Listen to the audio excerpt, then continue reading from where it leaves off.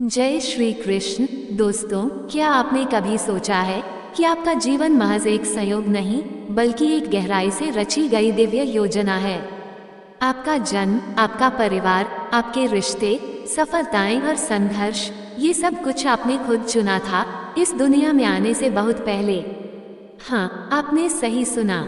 एक ऐसी अदृश्य दुनिया में जहाँ न समय चलता है और न ही मृत्यु का भय होता है, वहीं आत्मा अपने अगले जन्म की पूरी कहानी खुद लिखती है, उद्देश्य, कर्म और सीख के साथ। लेकिन आपने ऐसा क्यों किया और कैसे किया? यही वह रहस्य है जिसे वेद, उपनिषद, बौद्ध दर्शन, सूफी संत और यौगिक परंपराएं सदियों से छुपाकर रखती आई हैं। आज हम उसी रहस्य का पर्दा हटाने जा रहे हैं। जानेंगे कि आत्मा ने ये जीवन क्यों चुना, जन्म से पहले आपकी किस्मत कैसे तय हुई, आत्मा का असली उद्देश्य क्या है और कैसे ये खोया हुआ ज्ञान आपकी जिंदगी की दिशा बदल सकता है। ये केवल एक कहानी नहीं बल्कि आपके अस्तित्व का वह सच है जिसे जानना आपकी आत्मा का अधिकार है। दोस्तों, तो चलिए एक एक करके इस रहस्य को जानते हैं। एक प्राचीन सत्य, आत्मा के जन्म से पहले के चुनाव का रहस्य आज का नहीं बल्कि हजारों साल पुराना है। ऋग्वेद, उपनिषद, बौद्ध ग्रंथ, गरुड़ पुराण और तंत्र शास्त्रों में यह बातें विस्तार से समझाई गई हैं। सिर्फ भारत ही नहीं, हर्मेटिक फिलॉसफी, सूफी संतों की गढ़ ज्ञान परंपरा, यहाँ तक कि प्राचीन ईसाई रहस्यवाद में भी इस रहस्य का उल्लेख मिलता है। बौद्ध धर्म के तिब्बती सिद्धांतों में सिद्ध बर्दों की बात होती है, जहाँ आत्मा जन्म से पहले अपने अगले जीवन का चयन करती है। योगियों के साधना पथों में भी यही सिखाया गया है कि आत्मा का अगला जीवन उसकी चेतना और कर्मों पर आधारित होता है। सभी परंपराएं एक ही बात कहती हैं कि हम इस जीवन में अनजाने में नहीं आए हैं, हमने इसे चुना है जानबूझकर, सोच समझकर। 2. जीवन एक चेतन विकल्प है। आपका ये जीवन कोई संयोग नहीं है, ये वह यात्रा है जिसे आपकी आत्मा ने खुद चुना था। हर चुनौती, हर जीत, हर रिश्ता जिसे आपने प्यार किया या खो दिया, सब कुछ आपका परिवार, आपकी आत्मा का साथी, यहाँ तक कि आपके संघर्ष भी आपकी आत्मा की एक सोच समझकर ली गई योजना का हिस्सा है। जन्म से पहले एक ऐसे आयाम में जहाँ समय और स्थान का अस्तित्व नहीं होता, आपकी आत्मा ने ये सब तय किया था। आपका जीवन कोई दुर्घटना नहीं है, यह एक पवित्र योजना का हिस्सा है। एक योजना जिसे आपने चुना सीखने, बढ़ने और अपने आप को जानने के लिए। जब आप इस सच्चाई को अपनाते हैं तो हर दर्द, हर खुशी एक गहरी समझ और सम्मान के साथ देखी जाती है। 3. जन्म से पहले की दुनिया। क्या आपने कभी सोचा है कि आप इस जीवन में आने से पहले कहाँ थे? आपका अस्तित्व इस पृथ्वी पर आने से पहले भी था। आप एक ऐसी दुनिया में थे जो समय और स्थान से परे है। ये वह अवस्था है जिसे कई नामों से जाना जाता है। एस्ट्रल रेल, कारण लोक, त्रिबत स्टेट या तिब्बती बौद्ध धर्म में सिद्धपादो। यह एक ऐसा क्षेत्र है जहाँ कोई शरीर नहीं होता, कोई सीमा नहीं होती, सिर्फ ऊर्जा होती है, चेतना होती है। यहाँ आत्मा ना भय जानती है, ना शक, ना अहंकार, सिर्फ असीम शांति और असीम प्रेम। आप अपने मूल स्रोत के साथ, जिसे कोई ईश्वर कहता है, कोई ब्रह्म या यूनिवर्सल माइंड, पूर्ण एकता में थे। कोई द्वंद्व नहीं था, ना कोई भेदभाव था। आप और ब्रह्मांड एक ही थे। आप बस थे पूर्ण चेतना में डूबे हुए उस अवस्था में। ना कोई भूख थी, ना दर्द, ना कोई चाहत, केवल अस्तित्व का आनंद। वह अवस्था थी जहाँ सब कुछ स्पष्ट था, जहाँ आप जानते थे कि आप अनंत हैं, अजर हैं, अमर है। आपको याद था कि आपने कितनी यात्राएं की है, कितनी बार जन्म लिया है, कितनी बार मृत्यु को पार किया है और हर बार कैसे आपने नए अनुभव जोड़े हैं अपनी चेतना में। परंतु फिर भी इस पूर्णता के बीच एक हल्की सी चाहत उठती है, एक पुकार की कुछ नया सीखा जाए, कुछ नया अनुभव किया जाए, क्योंकि अनुभव के बिना चेतना स्थिर हो जाती है और चेतना का स्वभाव है विकसित होना, बढ़ना। यही कारण है कि आत्मा फिर से एक नए जीवन की योजना बनाती है। नई चुनौतियाँ, नई यात्राएं, नए रिश्ते, लेकिन इससे पहले वह अपने पिछले जीवनों का लेखा जोखा देखती है, सीखती है कि कहाँ वह सफल रही, कहाँ अभी और विकास की जरूरत है। और तब उस अदृश्य ब्रह्मांडीय सभा में नई यात्रा का नक्शा तैयार होता है। 4. आत्मा जन्म क्यों लेती है? जब आत्मा उस अद्भुत असीम शांति के राज्य में होती है जहाँ कोई पीड़ा नहीं, कोई कमी नहीं, तब भी एक गढ़ पुकार उठती है उसके भीतर से। ये पुकार है विकास की, अनुभव की, प्रेम की गहराइयों को महसूस करने की। क्योंकि सिर्फ शांति में रहना काफी नहीं होता। आत्मा जानती है कि अनुभव से ही चेतना बढ़ती है। केवल चुनौती से ही आत्मा में गहराई आती है। जैसे बीज को अंधेरे मिट्टी में दबकर ही अंकुरित होना पड़ता है, जैसे सोने को अग्नि में तपकर ही शुद्धता मिलती है, वैसे ही आत्मा को भी कठिनाइयों के बीच से गुजरना पड़ता है अपने असली तेज को पाने के लिए। और इसीलिए आत्मा स्वेच्छा से एक नया जीवन चुनती है। एक ऐसा जीवन जिसमें प्रेम है लेकिन साथ में खोने का भय भी। एक ऐसा जीवन जिसमें सफलता का स्वाद है लेकिन साथ ही असफलता की पीड़ा भी। एक ऐसा जीवन जिसमें रिश्तों की मिठास है लेकिन साथ ही बिछड़ने का दुख भी। आत्मा जानती है हर चुनौती, हर दर्द, हर खुशी, हर आंसू एक मोती बन जाएगा उसके विकास के हार में। इसीलिए आत्मा जमीन पर उतरने का निर्णय लेती है। उसने जानबूझकर वह परिस्थितियां चुनी हैं जिनसे गुजर कर वह निखरेगी। इसलिए आपका जीवन कोई दुर्घटना नहीं है। आपके माता पिता, आपका जन्म स्थान, आपकी प्रतिभाएं, आपके संघर्ष सब आपकी आत्मा की गहरी योजना का हिस्सा है। आपने खुद ये जीवन चुना है। हर वह पल जिसे आपने जिया है या जी रहे हैं, ये समझने पर जीवन का हर अनुभव, चाहे वह जितना भी कठिन क्यों ना हो, एक गहरा अर्थ और उद्देश्य ले आता है। आप सिर्फ एक शरीर नहीं है, आप एक यात्री हैं, एक अनंत यात्रा पर। और इस जीवन की राह आपने खुद चुनी है, अपने प्रेम और अपने विकास के लिए। 5. जन्म से पहले की योजना। अब सोचिए, जब आत्मा निर्णय कर लेती है कि वह धरती पर जन्म लेगी तो क्या ये सब अचानक हो जाता है? क्या वह बस किसी भी जीवन में उतर जाती है? नहीं, यह एक गहरी सूक्ष्म योजना होती है। जन्म लेने से पहले आत्मा एक विशेष क्षेत्र में जाती है जिसे कई परंपराएं बीच का लोक या अंतर्जीवन क्षेत्र कहती है। ये वह स्थान है जहां आत्मा अपने पिछले जीवनों की समीक्षा करती है। वहां आत्मा देखती है कहां उसने प्रेम किया, कहां वह भय से संचालित हुई, कहां उसने अपनी चेतना को फैलाया और कहां वह अज्ञान में फंसी रही। ये समीक्षा कोई सजा नहीं है, यह एक दर्पण की तरह है जो आत्मा को उसकी खुद की सच्चाई दिखाता है। हर कार्य, हर भावना, हर विचार उसके प्रभाव के साथ आत्मा के सामने खुलता है। वो अनुभव करती है कैसे उसके शब्दों ने किसी को आहत किया या उसके प्रेम ने किसी को बचा लिया। और फिर आत्मा तय करती है कि अब उसे आगे क्या सीखना है, कौन से पाठ अधूरे हैं, कौन से गुणों को और गहरा करना है।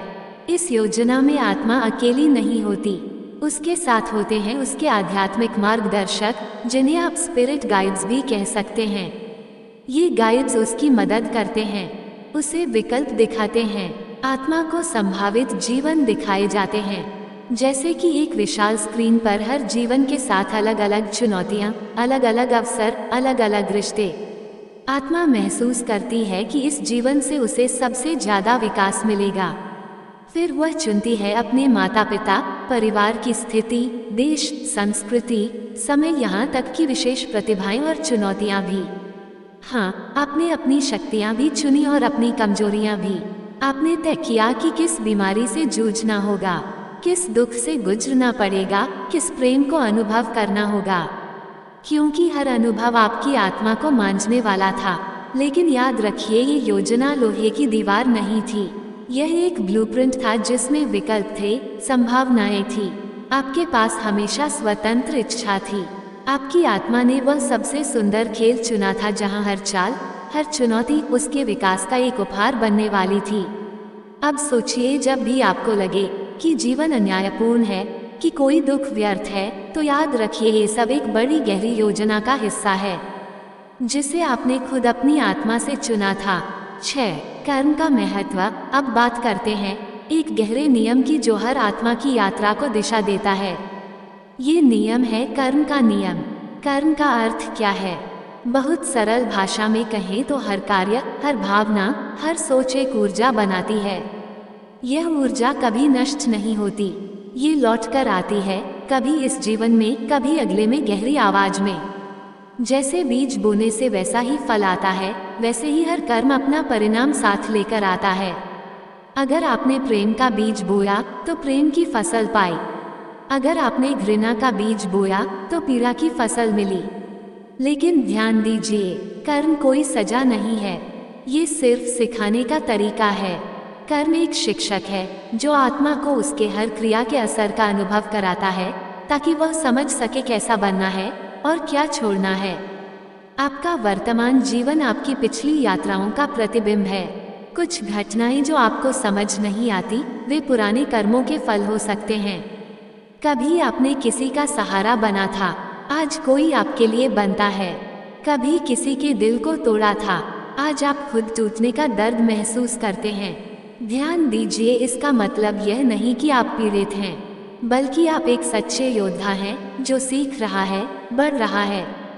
कर्म दो स्तर पर काम करता है। पहला है संचित कर्म, यानी सारे पुराने कर्मों का भंडार, और दूसरा है प्रारब्ध कर्म, यानी इस जीवन में जो कर्म आपको भुगतने या सीखने के लिए मिले हैं, जो आप आज अनुभव कर रहे हैं, वो प्रारब्ध कर्म का परिणाम है। लेकिन जो आज आप सोचते हैं, करते हैं, वह आपका भविष्य बना रहा है। मतलब साफ है, भविष्य आपके हाथ में है। आज का हर छोटा कदम, हर छोटी दया, हर छोटी क्षमा आपके अगले पथ को उज्जवल बना सकता है। तो जब भी कोई कठिन समय आए, अपने आप से पूछिए, मैं इस अनुभव से क्या सीख सकता हूँ? क्योंकि सच्चा ज्ञान कष्टों को भी वरदान में बदल सकता है। कर्म एक जंजीर नहीं है, यह एक सीढ़ी है जिस पर चढ़कर आत्मा खुद को पूर्णता तक ले जाती है। 7. आत्मिक अनुबंध और आत्मा समूह। अब जरा सोचिए, क्या ये संभव है कि आपके जीवन में जो भी लोग आए हैं, उनसे आपकी मुलाकात एक संयोग नहीं, बल्कि एक पूर्व निर्धारित योजना का हिस्सा हो? जी हाँ, ये सच्चाई है। हम जन्म से पहले कुछ आत्माओं के साथ आत्मिक अनुबंध करते हैं। यह अनुबंध सीखने, बढ़ने और विकसित होने के लिए किए जाते हैं। आपके माता पिता, आपके मित्र, आपके प्रेमी, यहाँ तक कि वे लोग भी जिन्होंने आपको दुख पहुँचाया, सबके साथ कोई ना कोई गहरा आत्मिक समझौता होता है। कुछ आत्माएं आपका सहारा बनती है, कुछ आपको चुनौती देती है, कभी सिखाने के लिए प्रेम देती है तो कभी कठोर सबक भी। लेकिन जान लीजिए, हर मुलाकात का एक उद्देश्य है। कभी कभी कोई आत्मा कठिन भूमिका निभाती है ताकि आप क्षमा करना सीख सकें या अपनी शक्ति पहचान सके। हम आत्माएं समूहों में यात्रा करती हैं, इन्हें कहते हैं आत्मा समूह। एक ही आत्मा समूह में हम कई जन्मों तक एक दूसरे के साथ रहते हैं, कभी माँ बनकर, कभी भाई बनकर, कभी मित्र, प्रेमी या यहाँ तक कि शत्रु बनकर। हर बार अलग भूमिका, लेकिन एक ही लक्ष्य, सीखना और विकास करना। इसलिए जब आप किसी से मिलते हैं और एक अजीब सा गहरा जुड़ाव महसूस करते हैं, या कोई ऐसा संबंध जो शब्दों से परे हो, तो समझ लीजिए वह आपकी आत्मा समूह का हिस्सा हो सकता है। और याद रखिए, यह आत्मा समूह हमेशा आपके साथ है। भले ही जीवन में संघर्ष हो, दूरियां हो, आत्मिक स्तर पर आप कभी अलग नहीं होते। हर संबंध, हर मुलाकात आपके आध्यात्मिक सफर का एक पवित्र हिस्सा है।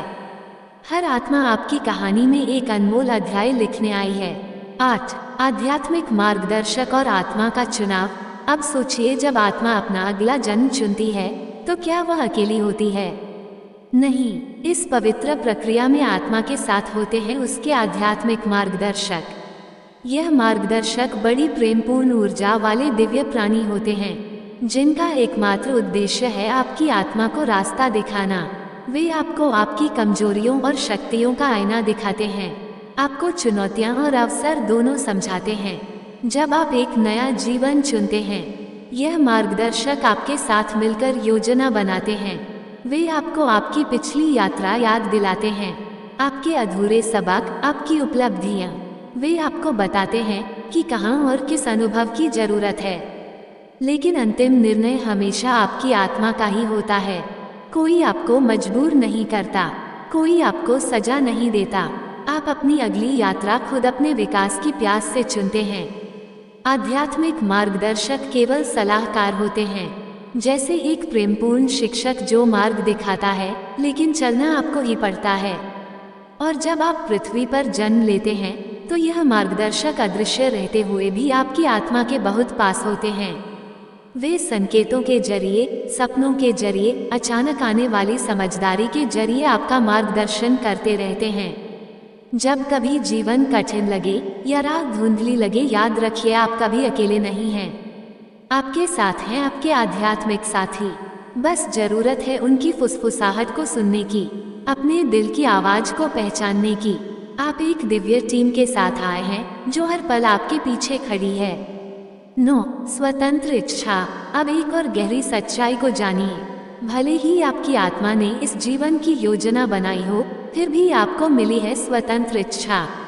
हाँ, आपके जीवन का ब्लूप्रिंट बना है, लेकिन रास्ता तय करना हमेशा आपके हाथ में है। हर मोड़ पर, हर फैसले पर आपके पास होता है चुनाव का अधिकार। आप चुन सकते हैं कठिनाइयों से डरकर भागना या उनका सामना कर सीखना। आप चुन सकते हैं क्रोध और घृणा में फंसना या क्षमा और प्रेम का मार्ग अपनाना। आपका व्यवहार, आपके निर्णय ही तय करते हैं आप अपने लिए बनाई गई योजना को कैसे निभाते हैं। कभी कभी कोई सीख आप जल्दी समझ लेते हैं तो जीवन आसान हो जाता है। कभी कभी अहंकार या डर के कारण सीख को टालते हैं तो जीवन और चुनौतीपूर्ण बन जाता है। यही कारण है कि कोई भी भविष्यवाणी, कोई भी जन्म पत्री आपके पूरे जीवन को पूरी तरह नहीं बता सकती, क्योंकि हर पल आप अपनी नई संभावनाएं गढ़ रहे हैं। यही है आत्मा का असली खेल, योजना बनाना और फिर स्वतंत्र इच्छा से उसे जीवंत करना। आपका भविष्य पत्थर पर लिखी कहानी नहीं है, यह एक प्रवाह है जिसे आप अपने विचारों, भावनाओं और कर्मों से आकार देते हैं। हर बार जब आप प्रेम चुनते हैं, हर बार जब आप माफी चुनते हैं, हर बार जब आप साहस चुनते हैं, आप अपने जीवन को नई ऊंचाइयों पर ले जाते हैं। तो अगली बार जब जिंदगी आपको किसी मोड़ पर खड़ा करे, याद रखिए चुनाव आपका है। आप निर्माता हैं अपने भाग्य के, अपनी कहानी के, और यही आपकी सबसे बड़ी शक्ति है, स्वतंत्र इच्छा। 10. भूलने का पर्दा। तो अगर आत्मा ने सब कुछ पहले से तय कर लिया तो हमें ये सब याद क्यों नहीं रहता? क्योंकि जन्म लेते समय हम सबके ऊपर डाला जाता है भूलने का पर्दा। ये पर्दा हमें भुला देता है हमारी पिछली जिंदगियां, हमारी बनाई गई योजना, हमारा असली दिव्य स्वरूप। ये भूलना कोई सजा नहीं है, यह एक वरदान है। अगर आप सब कुछ याद रखते तो क्या आप सच में सीख पाते? अगर आपको पहले से हर दर्द, हर चुनौती का ज्ञान होता तो क्या आप दिल से अनुभव कर पाते? भूलने का ये पर्दा हमें अवसर देता है हर अनुभव को नए सिरे से महसूस करने का, खुशी को महसूस करने का, दर्द को अपनाने का, प्यार को जानने का और खुद को फिर से खोजने का। यही है जीवन की सुंदरता कि हम खोते हैं, भटकते हैं, गिरते हैं और फिर उठते हैं। इस भूलने के पर्दे के बावजूद आत्मा के संकेत हमेशा हमारे साथ होते हैं। कभी किसी सपने में, कभी किसी अचानक आई भावना में, कभी किसी अजनबी की बात में हमें अपनी आत्मा की झलक मिलती है। ये इंट्यूशन, ये छोटे छोटे से पल, ये भीतर से उठती आवाज, यही तो आत्मा की याद दिलाते हैं। हमारे जीवन की असली यात्रा यही है, भूलने के बाद फिर से याद करना कि हम कौन हैं, क्यों आए हैं, क्या बनना है। यही है असली जागृति, यही है असली मुक्ति की ओर पहला कदम। 11. भौतिक दुनिया एक शिक्षण स्थल। अब सवाल उठता है, आखिर आत्मा को सीखने के लिए कहाँ भेजा जाता है? उत्तर है भौतिक दुनिया, यानी यह संसार जिसमें आप और हम जी रहे हैं। ये संसार कोई साधारण जगह नहीं है, यह एक विशाल पाठशाला है जहाँ आत्मा को असली इम्तिहान दिए जाते हैं। यहाँ सब कुछ है, सुख दुख, प्रेम विरह, सफलता असफलता, हर भावना, हर संघर्ष एक सबक लेकर आता है। अगर आत्मा केवल प्रकाश और आनंद में रहती तो वह धैर्य कैसे सीखती, माफी कैसे जानती, संघर्षों में अपने भीतर की दिव्यता को कैसे पहचानती। यही वजह है कि इस संसार में सीमाएं रखी गई हैं, समय, दूरी, मृत्यु और भावनाओं का उतार चढ़ाव। ये सीमाएं हमें चुनौती देती है, हमें मजबूर करती है खुद को तलाशने के लिए। इसी घने अंधेरे में हम अपने भीतर के प्रकाश को ढूंढते हैं। शरीर की नश्वरता, समय की पकड़, संबंधों की नाजुकता, ये सब हमें सिखाते हैं कि कुछ भी स्थायी नहीं है। और इसी अस्थायिता में हम असली प्रेम, सच्ची करुणा और वास्तविक आत्मज्ञान पाते हैं। यही वजह है कि जीवन कभी भी परफेक्ट नहीं लगता, क्योंकि इसे परफेक्ट बनाया ही नहीं गया था। इसे बनाया गया था आपको तोड़ने के लिए नहीं, बल्कि आपको गढ़ने के लिए। प्रत्येक कठिनाई एक दरवाजा है, हर आंसू एक शिक्षा है, हर बिछड़ाव एक नया मोड़ है। और जब आप इस नजरिए से देखना शुरू करते हैं तो हर पल, हर अनुभव एक वरदान बन जाता है। भौतिक संसार आत्मा के विकास का सबसे सुंदर, सबसे चुनौतीपूर्ण और सबसे जरूरी मंच है। 12. मृत्यु के बाद तो जब शरीर समाप्त हो जाता है, क्या कहानी वहीं खत्म हो जाती है? नहीं, ये तो एक नए अध्याय की शुरुआत होती है। मृत्यु के बाद आत्मा एक विशेष अवस्था में प्रवेश करती है, जिसे कहते हैं इंटरलाइफ या मृत्यु के बीच की दुनिया। यह एक ऐसा स्थान है जहाँ ना शरीर है, ना समय, सिर्फ चेतना है। यहाँ आत्मा रुकती है, आराम करती है, सोचती है और अपने पिछले जीवन का गहराई से निरीक्षण करती है। इसे लाइफ रिव्यू कहा जाता है। इसमें आत्मा अपने पूरे जीवन को देखती है, लेकिन सिर्फ यादों की तरह नहीं, बल्कि आत्मा खुद महसूस करती है अपने हर कार्य का प्रभाव, किसी को दी गई खुशी या पहुंचाया गया दुख, सब कुछ खुद अनुभव करती है। यह कोई दंड नहीं है, न ही कोई बाहरी न्याय। ये है आत्मा की अपनी अंतरात्मा का दर्पण। इस समीक्षा के दौरान आत्मा सीखती है, कहाँ उसने प्रेम चुना, कहाँ उसने भय को अपना लिया। इंटर लाइफ में आत्मा को ये भी मौका मिलता है अपने कर्मों को समझने का, अपने अगले कदमों की योजना बनाने का। यह एक सुंदर करुणामय प्रक्रिया है, जहाँ आत्मा को ना तो आरोपित किया जाता है, ना सजा दी जाती है, बस सीखने का अवसर दिया जाता है। ये समय अलग अलग आत्माओं के लिए अलग होता है। कुछ जल्दी आगे बढ़ती है, कुछ लंबा विश्राम लेती है। इंटर लाइफ में आत्मा अपने सोल ग्रुप से मिलती है, उन आत्माओं से जो हमेशा उसके साथ रही है। यह एक पुनर्मिलन जैसा होता है, जहाँ प्रेम, समझ और अपनापन भरा होता है। फिर जब आत्मा तैयार हो जाती है तो वह एक नया जीवन चुनने की प्रक्रिया शुरू करती है। लेकिन क्यों? क्योंकि आत्मा जानती है सीखने का सिलसिला अभी खत्म नहीं हुआ, यात्रा अभी बाकी है। 13. यात्रा का अंतिम लक्ष्य मुक्ति। आत्मा बार बार जन्म लेती है, सीखती है, बढ़ती है, अनुभव करती है, लेकिन क्या ये यात्रा कभी पूरी होती है? हाँ, इस यात्रा का एक अंतिम लक्ष्य है मुक्ति, या जिसे हम कहते हैं मोक्ष। मुक्ति का अर्थ है जन्म और मृत्यु के चक्र से पूरी तरह से मुक्त होना। जब आत्मा हर सबक सीख लेती है, अपने कर्मों को संतुलित कर लेती है और अपने भीतर के परम सत्य को पहचान लेती है, तो उसे फिर से जन्म लेने की आवश्यकता नहीं रहती। ये वह अवस्था है जहाँ आत्मा पूर्ण चेतना में विलीन हो जाती है, जहाँ ना कोई भय है, ना कोई लालच, ना कोई अलगाव, ना कोई संघर्ष।